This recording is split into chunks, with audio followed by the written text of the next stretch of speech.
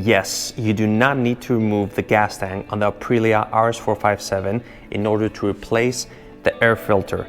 Thank you, Aprilia, for that. Stay tuned if you want to learn how to. First step, you will need a 4mm hex to remove 1, 2, 3, 4, 5, 6 from the other side bolts. Let's start with the first one. 1, 2, 3, 4 right here, 5 from the other side, and 6 right here. Once all the bolts are loose, remove them by hand. 1,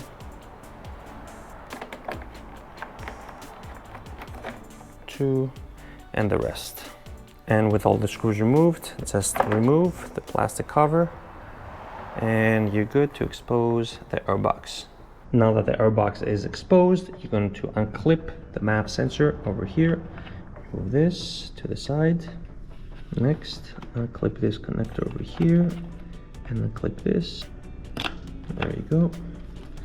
So all the connections are removed, and now we can go ahead and start unscrewing these Phillips screws all around the airbox. There are 9 total screws, Phillips head. 1, 2, 3, 4, 5, 6 right there, 7, 8, and 9 down there, which I will do my best to try and show you the screw.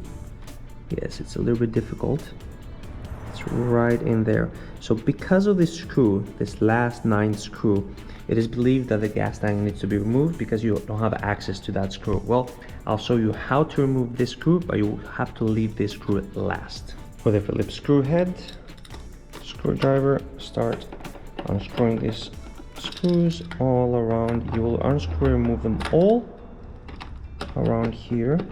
Now for the other side, right here, you will see that you have to unclip these hoses here, the fuel hoses, on to make a little space for this screw right here.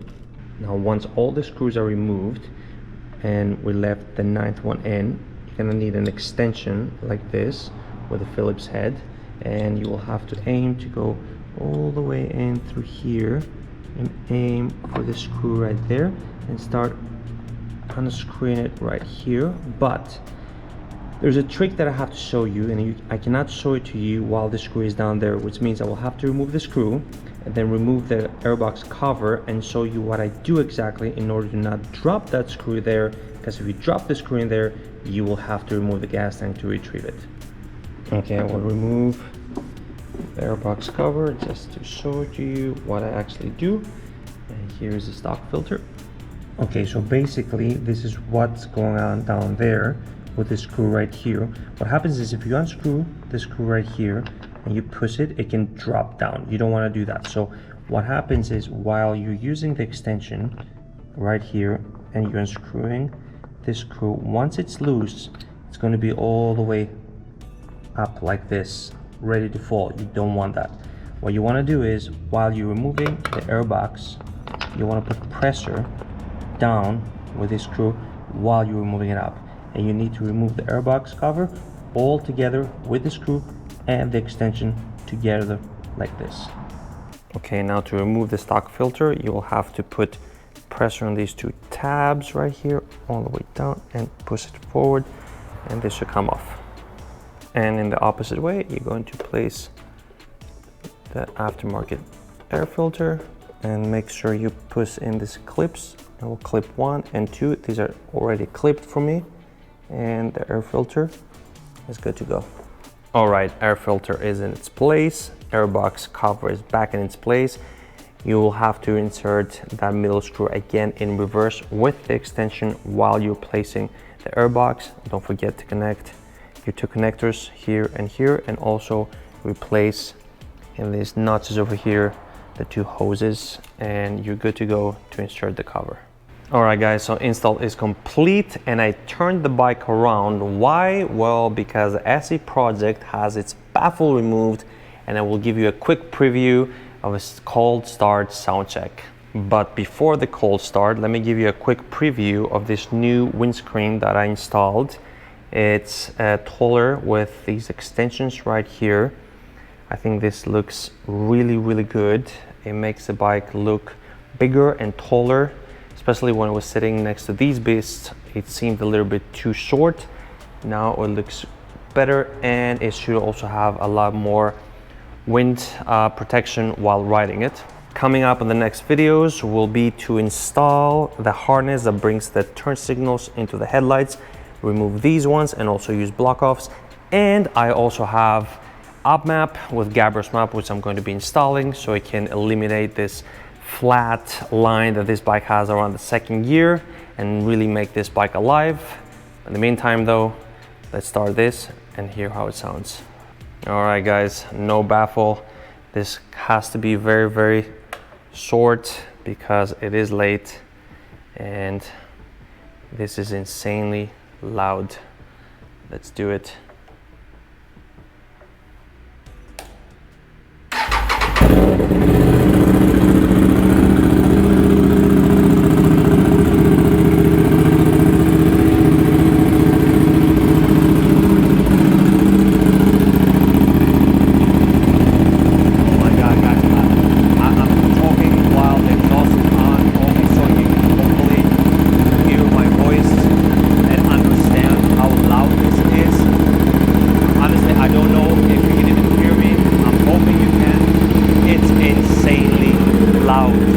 I'm gonna do some quick revs.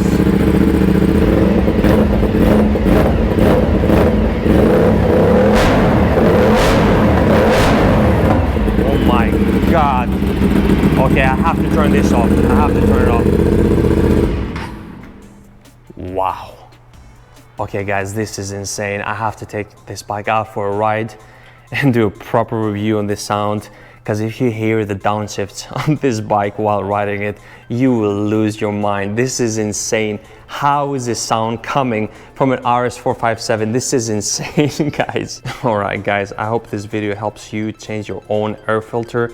Stay tuned because a lot of videos are coming up. In the meantime, if you like this video, make sure you hit that like button, hit the subscribe button, and I'll see you in the next one.